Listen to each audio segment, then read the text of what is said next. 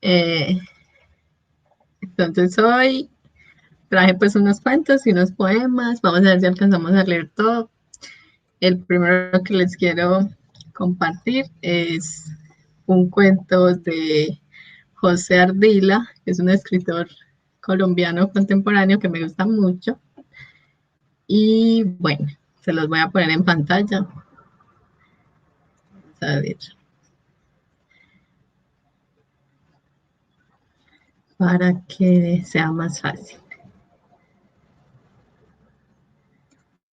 Ya ven mi pantalla.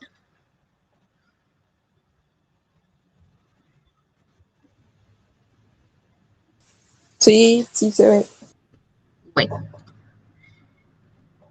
bueno, entonces este es el primero del libro del tedio. Se llama La casa. Dice, a veces mamá habla sobre tiempos muy lejanos cuando la casa no era tan chiquita. Dice que el viento se colaba no sé por dónde, que merodeaba y gemía durante horas antes de encontrar un escapadero. Y mamá silba tratando de imitar el viento y pregunta, ¿recuerdas? Y yo digo, claro. Y ella dice, qué bueno. Y no nos dirigimos la palabra hasta la noche del otro día. No me gusta hablar de esos tiempos lejanos cuando la casa no era tan chiquita. Me viene esta sensación de poder recorrerla en miles de zancadas y, por lo extraña, para no morirme de la piedra, prefiero creer que se trata del coletazo de un sueño hermoso. Después de la muerte de papá, la casa se convirtió en un misterio inacabable. De repente, esos cuartos vacíos de toda la vida demandaban que fueran explorados. Y por un buen tiempo fuimos solo mamá y yo en aquellas aventuras de polvo y bichos y baúles viejos. Entonces vino la abuela. Llegó de visita una mañana y decidió quedarse porque no era sano que mamá viviera sola en esta casa tan enorme. No está sola, dije, pero a ella le importó un carajo. Se fue mudando de a poquitos. Iba y volvía con una prenda de ropa o un mueble distinto cada tanto y cuando quise darme cuenta, la casa ya estaba plenamente colonizada por ella y por sus cosas. ¿Cuándo se va? Le pregunté a mamá. No se va, dijo. ¿Por qué? No es sano que viva sola en esta casa tan enorme. No está sola, dije. Y mamá pegó la taza del café a su boca, ancló sus ojos en el fondo de la taza y estuvo así hasta que yo cambié de tema. 2 meses después, la abuela creyó tener la suficiente autoridad para traer el primer gato. No pasaron 15 días para que adoptara el segundo, ni 20 para el tercero. Y así, al cabo de un año, la casa se había transformado en una densa maraña de maullidos. La tía Doris, al ver que el asunto de los gatos se había salido de control, decidió también que era hora de mudarse. Estás muy vieja, mamá, le dijo a la abuela. Y vos, Irma, no es sino que te mires en un espejo. No es posible que dos mujeres solas den abasto con esta casa tan enorme. No están solas, dije.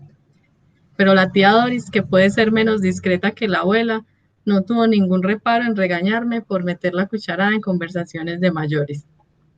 Al otro día arrastró consigo a sus 3 hijos, una enorme coneja blanca que tenía como mascota y un camión repleto con todas sus cosas de familia medio acomodada. Debido a las mudanzas, cada estancia de la casa se convirtió en un collage de 3 imágenes distintas. Aquí un mueble centenario heredado de la familia de papá. Allá una poltrona fucsia comprada por la tía Doris. Y a un lado una silla con el relleno visible de la que la abuela se negaba a deshacerse. La sala de recibo, por ejemplo, había adquirido la apariencia de una colcha de retazos. Y mis primos se fueron encargando de estropear todo con una eficacia abrumadora. Entretanto, si bien la tía Doris logró evitar que la abuela adoptara un gato más, los que habitaban la casa habían comenzado a reproducirse entre ellos desde hacía un tiempo. Uno oía el estrépito de apareamiento y meses después los gaticos se paseaban por la casa demandando sus raciones de comida. Una vez que la tía Doris se instaló completamente, ya no fue necesario mantener las apariencias y yo debí volver a encargarme, como siempre, de hacer las rondas por las estaciones de los gatos. Dejaba el concentrado, cambiaba el agua, me llevaba los animales muertos y limpiaba las porquerías más visibles. Terminé pasando más tiempo con los gatos que en cualquier otra actividad de mi vida. de manera que algo cercano al cariño empecé a sentir por aquellos animales. Cuando no estaba con ellos, me atrincheraba en mi cuarto a leer o a escribir o a mover la cama de un lado a otro. Diciembre me llegó como una sucesión de risas y cánticos venidos de más allá de las lejanas escaleras. Evité en lo posible cualquier contacto con esa gente extraña, y a veces, mientras me ocupaba de los gatos, debía oír las conversaciones secretas de mamá y la abuela y la tía Doris sobre la soledad que padece una madre cuando tiene que ocuparse de un muchacho que no hace más que apilar rareces. Me gusta decir que me ocultaba en mi habitación, pero lo cierto es que nadie estaba dispuesto a emprender la búsqueda. Sin embargo, todo estuvo más o menos tranquilo hasta el invierno de mayo siguiente. Las lluvias arrasaron con buena parte de las casas en la ribera del río, y las familias de 4 primos de mamá se encontraron, de un momento a otro, sin un techo donde pasar la noche. Así que mamá, aconsejada por la abuela, abrió las puertas de la caridad y los invitó a quedarse en nuestra casa hasta que la situación mejorara. La situación mejoró, pero nadie quiso irse, desde luego. Entonces a la tía Doris le pareció que los gatos se habían vuelto insostenibles, pero como eran tantos y tan hábiles en los vericuetos de la casa, prohibió que les diera de comer con el fin de que buscaran rumbo por su cuenta. Yo hubiera preferido aplicar esa estrategia con los primos de mamá en vez de con los gatos, pero no había nada que pudiera hacer contra las órdenes categóricas de mi tía. Esta casa es demasiado grande, dijo mamá. ¿Qué puedo hacer yo sola en esta casa tan enorme? Que no estás sola, carajo, dije. Y mamá cerró los ojos y comprendí que se había hecho la dormida. Pero la estrategia de la tía Doris estaba equivocada. Por un lado, tenía las reservas suficientes para alimentar a los gatos por 2 semanas más. Y por otro, que se acabara el alimento no significaba que los gatos estuvieran obligados a marcharse. La tía Doris conocía poco del espíritu ranchado de los gatos. La casa era una gran fuente de bichos comestibles, y en el peor de los casos, la guarida perfecta a la cual volver después de una extensa noche de cacería.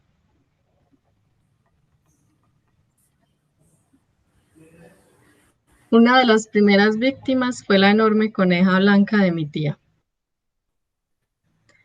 hoy de mi primo, el menor, y luego el de tía Doris, y el de la abuela, y el de mamá, y un estrépito de voces y cosas y maullidos.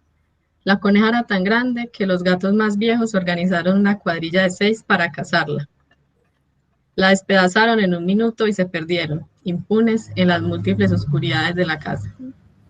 La tía Doris, con escoba en mano, les declaró la guerra frontal desde ese preciso momento y para siempre. Organizó a sus hijos, les dio instrucciones precisas de batalla, y la abuela, enérgica, pero sobre todo avergonzada, se convirtió en la principal aliada en aquella lucha contra los que, para estas alturas, consideraba engendros demoníacos. Pero era tan agotador, y eran tantos los gatos y tan ágiles, y tan enrevesada esta casa vieja con tantos posibles escapaderos. En unos días la tía se vio obligada a concluir que había cosas más importantes de que ocuparse, y no teniendo que alimentarlos, desde cierta perspectiva, podía considerar que se había salido con la suya. La abuela, por su parte, aburrida con su mucho tiempo libre, juró ante Dios y la Virgen y los ángeles morir antes que caer en el pecado de rendirse.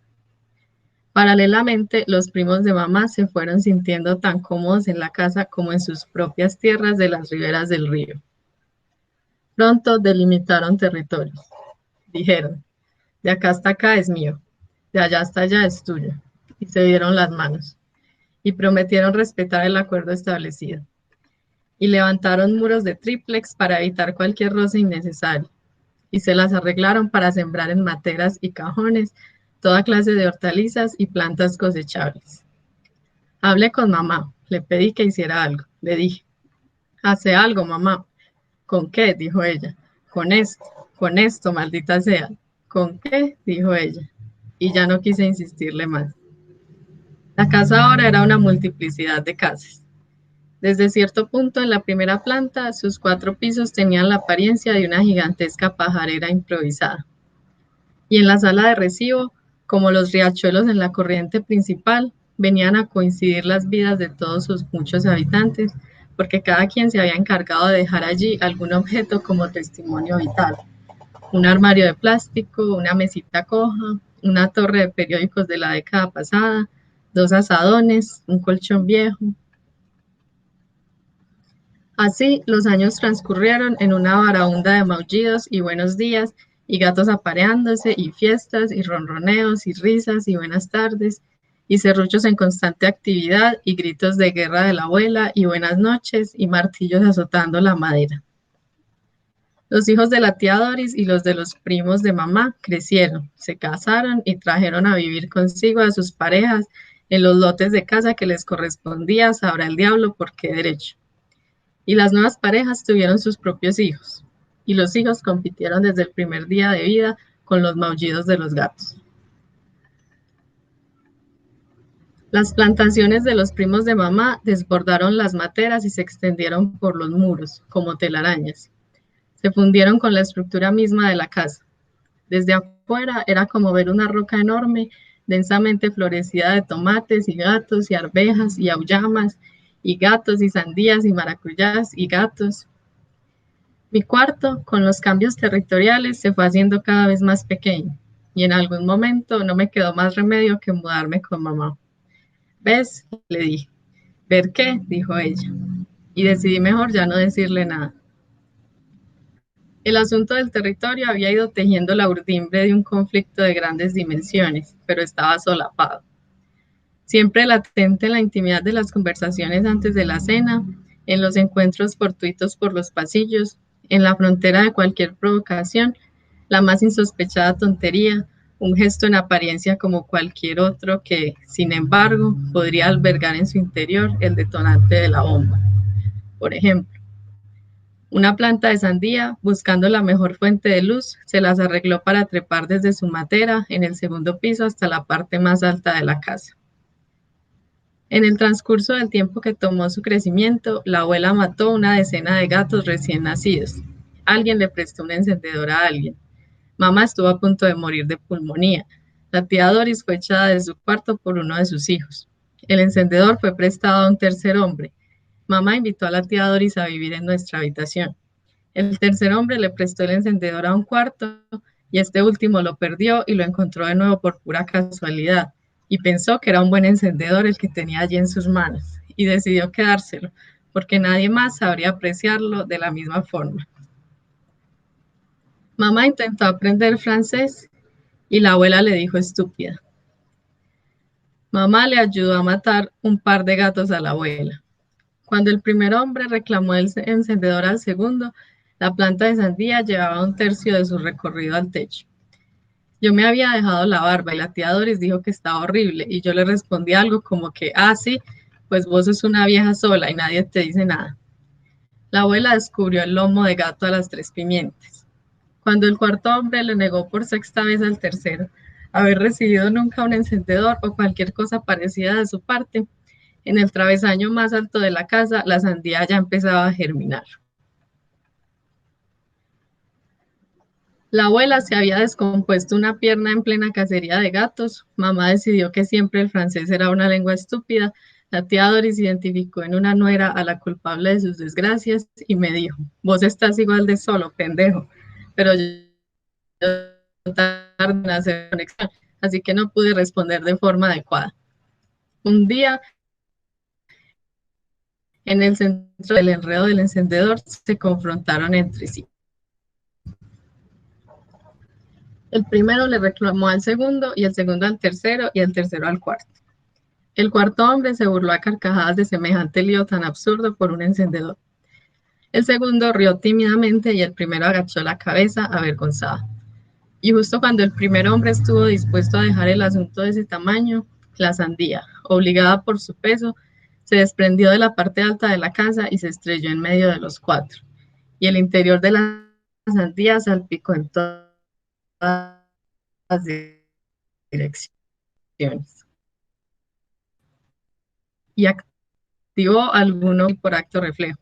El segundo pateó al cuarto mientras se defendía del primero.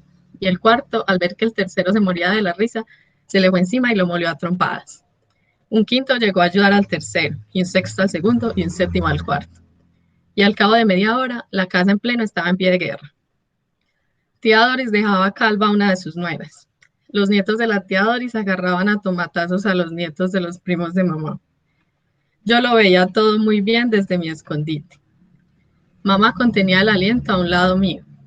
Los primos de mamá, entre tanto, en la sala del primer piso se miraban con atención, quietos, dispuestos a despedazarse al más ligero movimiento, porque resulta que ninguno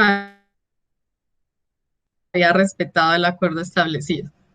Así las cosas, la pelea pudo haber durado semanas o meses o años, de no haber sido por la fuerza de aquel grito providencial que, a pesar del caos, silenció todo en un instante. Vino de las profundidades del tercer piso, como el primer ventarrón de la tormenta, y llenó el más lejano recoveco de la casa. ¿Dónde está mamá?, dijo la tía Doris. Y todos nos miramos y nos volcamos sin pensarlo a la búsqueda de la abuela. Cuando la hallamos, los gatos, unos 80 mal contados, apenas empezaban a buscar por dónde huir. Tuvieron tiempo suficiente para destriparla a su antojo. Y la abuela, hecha unas decenas de bocaditos de gato, se marchó con ellos para siempre en todas direcciones. De esta manera quedó zanjada la disputa. Nadie dijo una palabra en horas.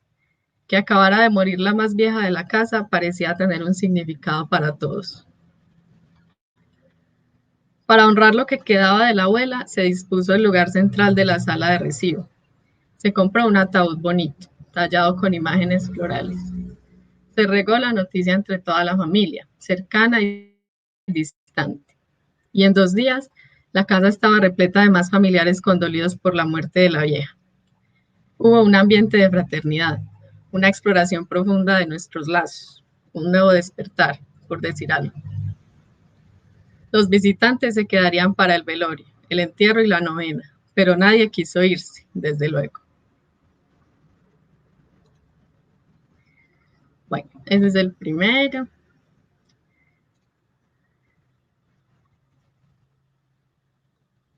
Ay, Paula.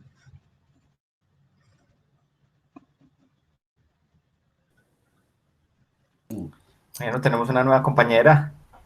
Hola. Hola, Paula, ¿cómo Estaba estás? bien. Bien, Estaba bien. Muy bien. aquí Bienvenida. se me cayó la llamada, entonces me volví a meter por acá.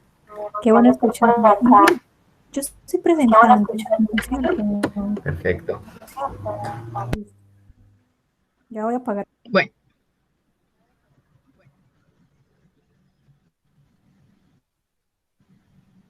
Vale.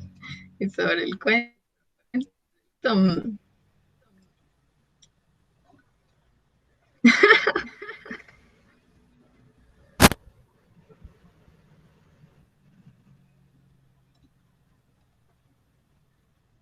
Bueno, voy a leer el siguiente.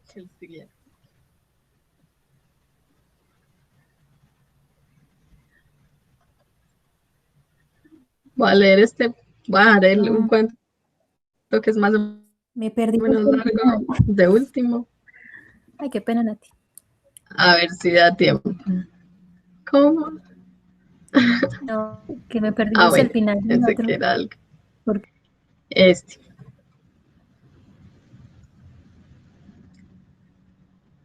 Bueno, este es un cuento corto de Yasunari Kawabata, se llama Fotografía.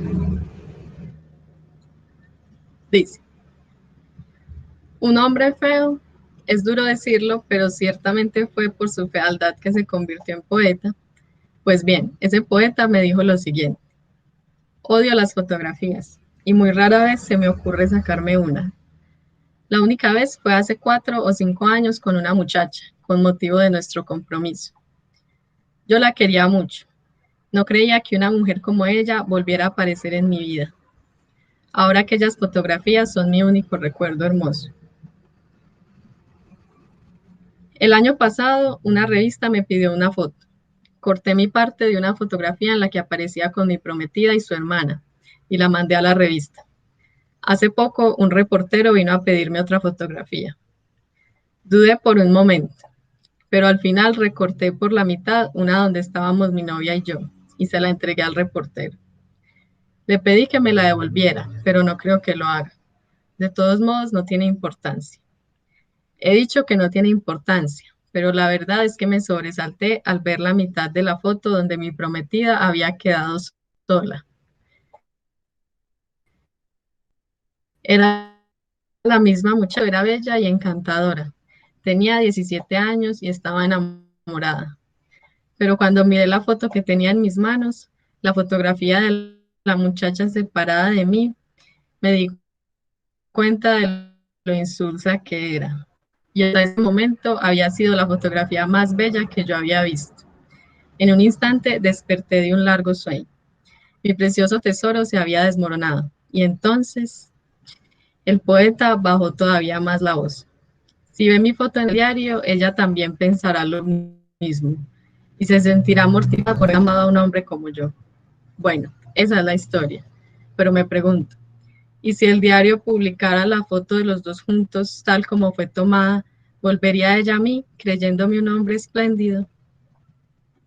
Bueno, es de Historias de la Palma de la Mano, de Yasunari Kawabata.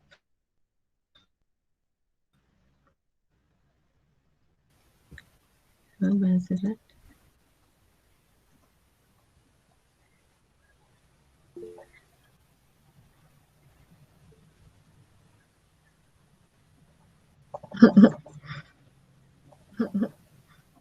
Me alegra que lo vea. La tengo fichada.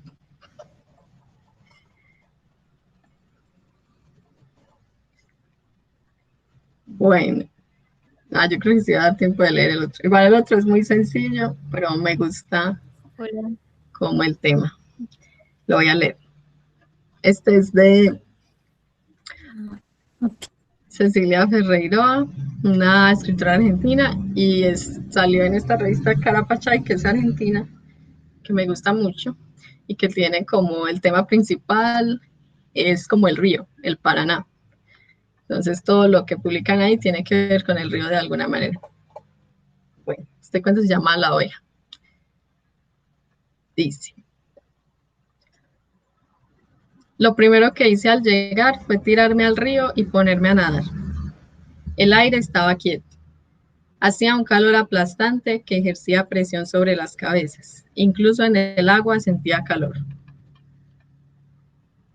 La corriente estaba detenida. El río parecía un estanque.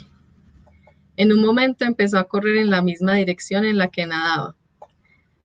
Al principio lo hizo levemente, como si se inclinara un poco y me ayudara con reserva, con cierta reticencia. Avancé llevada por ella y cada vez se fue haciendo más fácil.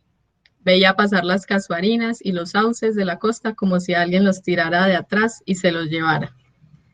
Cuando giré para volver, la corriente me empujó con fuerza. Había recrudecido y me arrastraba. Casi no podía avanzar. Nadaba con todas mis fuerzas, pero me costaba dejar atrás la misma casuarina, que permanecía erguida y expectante ante mi tendencia a quedarme ahí. Si bajaba un poco el ritmo, la corriente me empujaba para atrás con fuerzas renovadas. Llegué al muelle de la casa bastante tiempo después, muerta de cansancio. Fernando me dijo que estaba preocupado, aunque no se había movido del jardín. A veces la preocupación es solamente algo que nos acompaña, como una música. Los tábanos me picaban fuerte, así que corrí a secarme. Un pájaro enorme bajó y caminó cerca de la orilla del río. Le dije a Fernando: mira esa gallina toda negra. Él me corrigió con mal tono. No era una gallina, era una pava del monte. La pava remontó vuelo a los gritos y se escondió en un árbol al otro lado del río. Parecía muy molesta conmigo. Fernando también, por haberla espantado.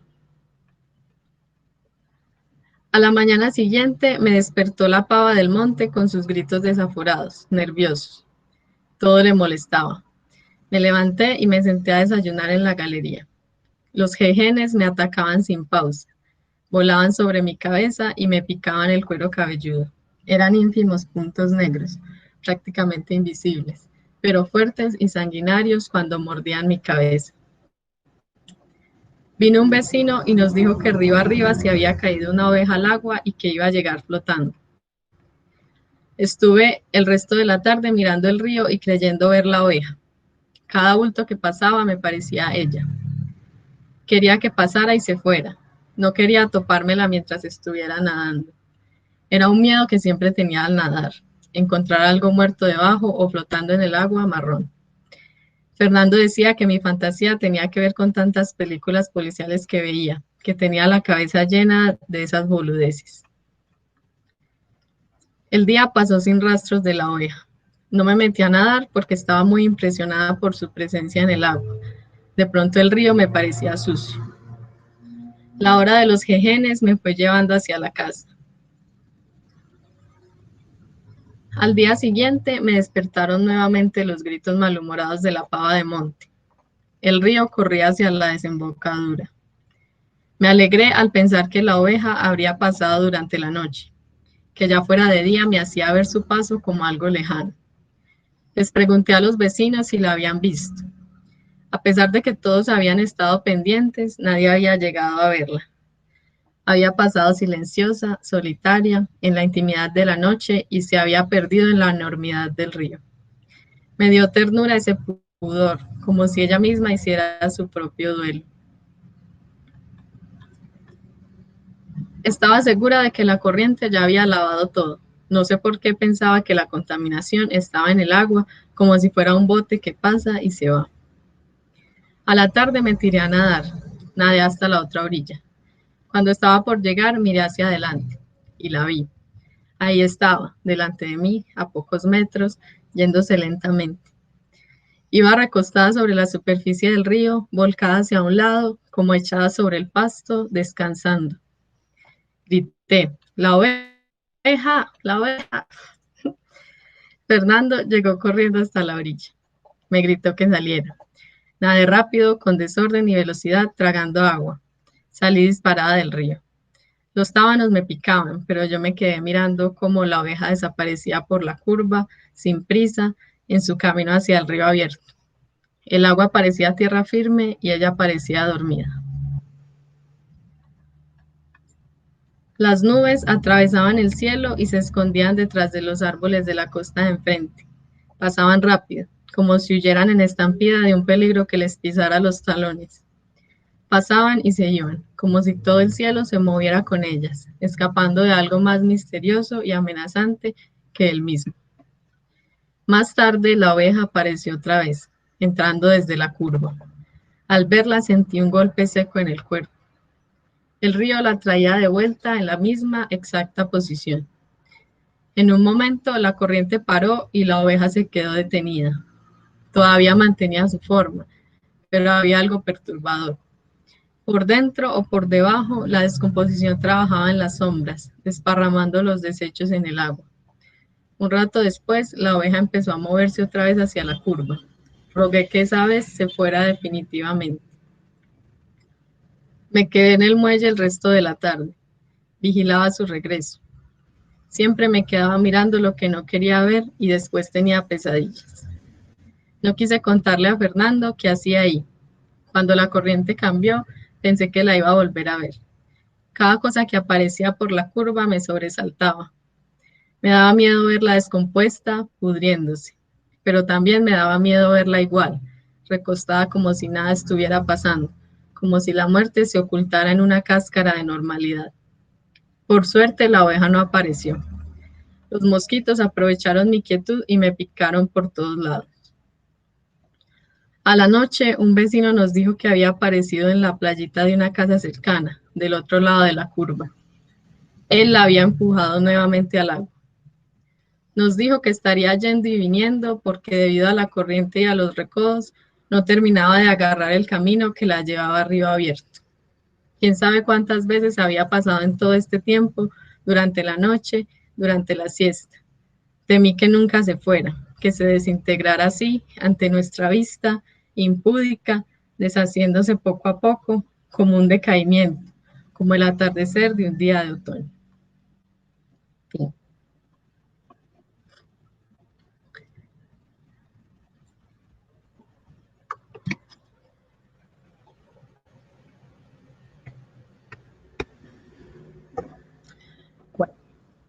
Ya que veo que sí dio tiempo. Uh, pobre wea. A ver. Sí, pues por eso quise poner los textos porque creo que siempre se corta mi audio, o sea, como que la red no es tan buena aquí definitivamente y he tenido problemas en otras llamadas, entonces sí.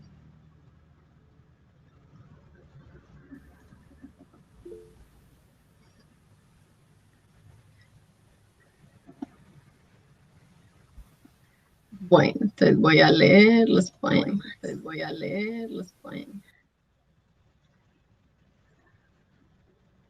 El primero es Poema de invierno de J. Mario Arbeláez. Dice, llovió toda mi infancia. Las mujeres altas de la familia aleteaban entre los alambres descolgando la ropa y achicando hacia el patio el agua que oleaba los cuartos. Aparábamos las goteras del techo colocando platones y vacinillas que vaciábamos al sifón cuando desbordaban. Andábamos descalzos, remangados los pantalones, los zapatos de todos amparados en la repisa. Madre volaba con un plástico hacia la sala para cubrir la enciclopedia. Atravesaba los tejados la luz de los rayos. A la sombra del palo de agua colocaba mi abuela un cabo de vela y sus rezos no dejaban que se apagara. Se iba la luz toda la noche. Tuve la dicha de un impermeable de hule que me cosió mi padre para poder ir a la escuela sin mojar los cuadernos. Acababa zapatos con solo ponérmelos. Un día salió el sol. Ya mi padre había muerto. Este es el primero que me parece tan lindo.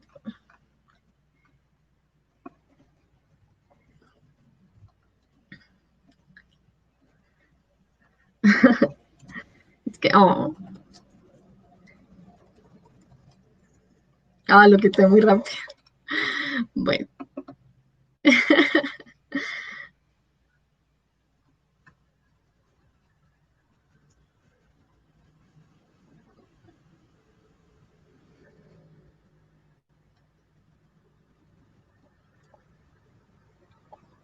bueno, el que sigue se llama Los novios pobres por Adilia López, que es una escritora, creo que brasileña, que tradujo la editorial Tragaluz.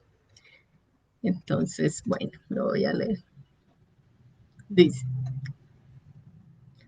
el novio le regala flores marchitas a la novia y la novia se las come porque tiene hambre. No intercambian cartas, ni retratos, ni anillos porque son pobres. Pero un día tienen mucho miedo de olvidarse uno del otro, entonces toman un cordón del suelo, cortan el cordón con los dientes e intercambian alianzas hechas de cordón. No pueden fijar encuentros porque no tienen número de teléfono y dirección, así que se encuentran por casualidad y siempre temen no volver a encontrarse. El azar no los favorece. Decidir no salir nunca del mismo sitio y quedarse siempre juntos para no perderse el uno al otro. Buscan algún sitio, pero todos los sitios tienen dueño o cambian su nombre. Entonces retiran de los dedos los anillos de cordón, atan un anillo al otro y se ahorcan.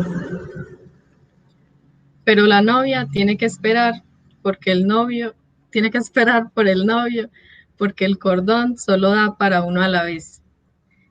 El novio descansa a la sombra de la higuera y la novia se columpia en la higuera. El dueño de la higuera se enoja con los novios pobres porque cree que están robando higos y jugando a columpiarse.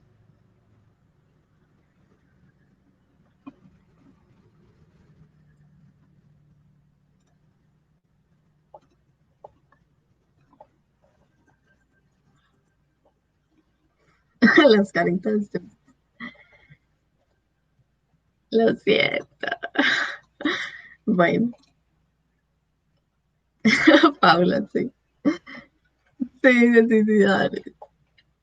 Que yo creo que el novio no alcanzó, ¿no? Bueno, no sé, aunque si están jugando a columpiarse ambos, seguro sí, ¿no?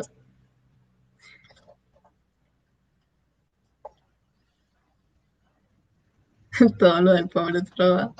Bueno, y el último es mi favorito de Juan Gelman, se llama Lluvia.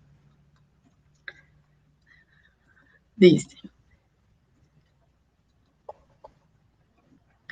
hoy llueve mucho, mucho, y pareciera que están lavando el mundo.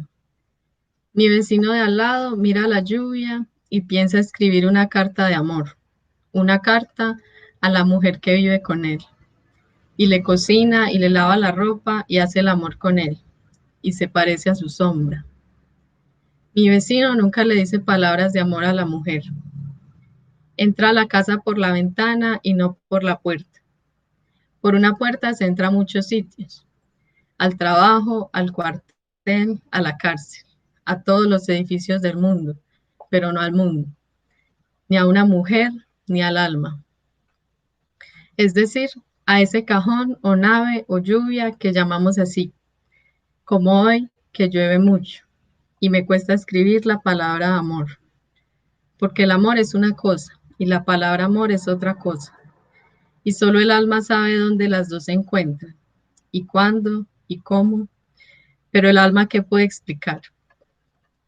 Por eso mi vecino tiene tormentas en la boca, palabras que naufragan, palabras que no saben que hay sol porque nacen y mueren la misma noche en que amó, y dejan cartas en el pensamiento que él nunca escribirá, como el silencio que hay entre dos rosas, o como yo, que escribo palabras para volver a mi vecino que mira a la lluvia, a mi corazón desterrado.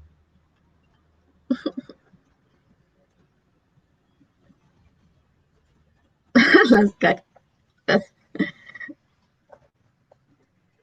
Bueno, eso es todo.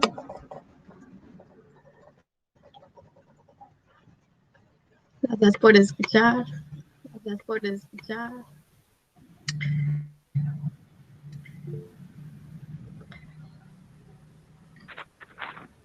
Hola Nati. Qué bonitos esos cuentos, esos poemas. Mm, Muy, muy, muy lindos, Me de verdad. gustaron todos. Me gustó lo que me imaginaba cuando leí.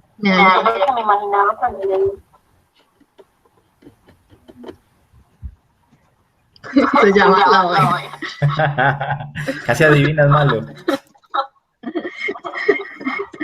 Me reí, me reí, me reí.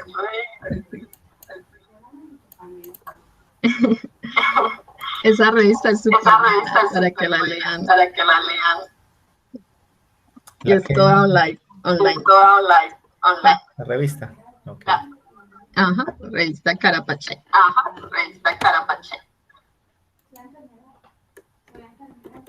Ya ahorita le mando. Ah, bueno, voy a quitar esto.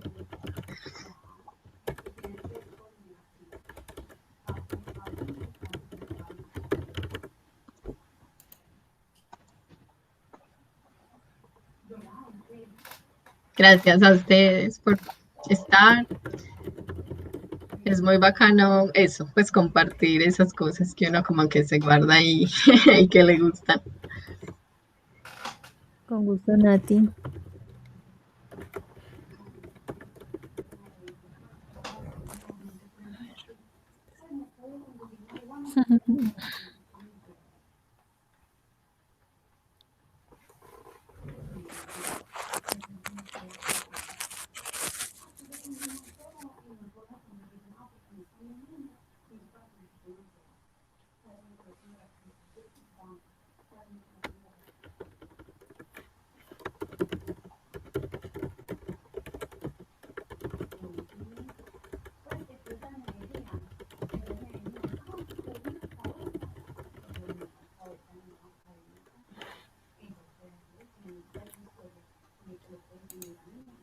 Aló, aló, ¿me escuchan?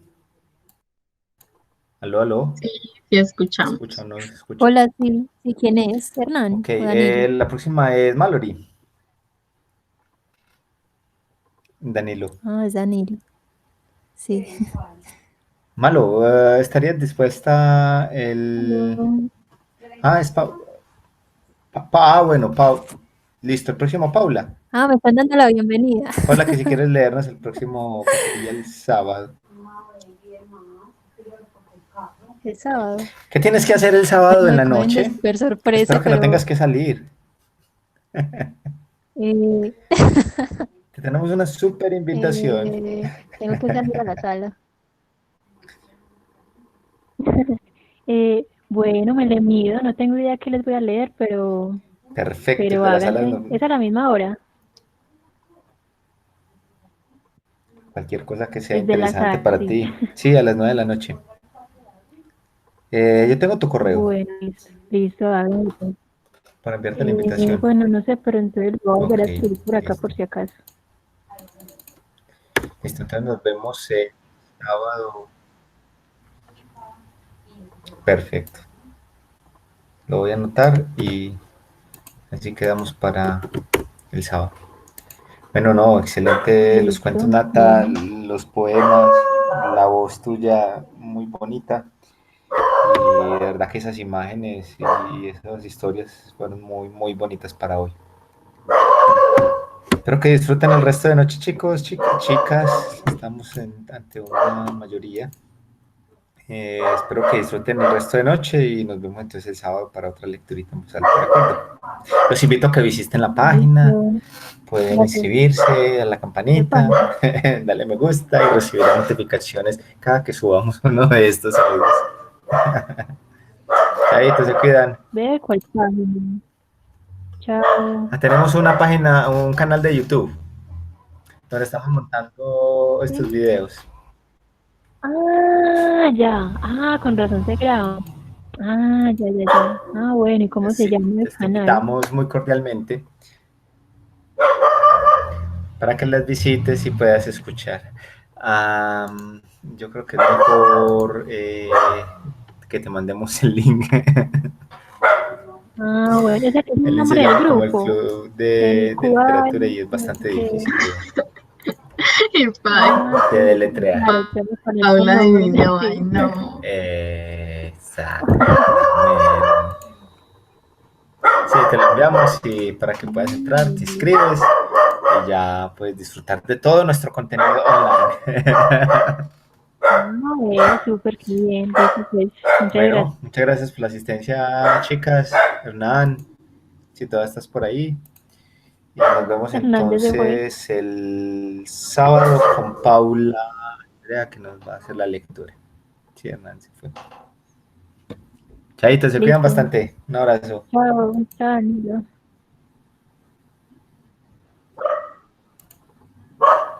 Chao.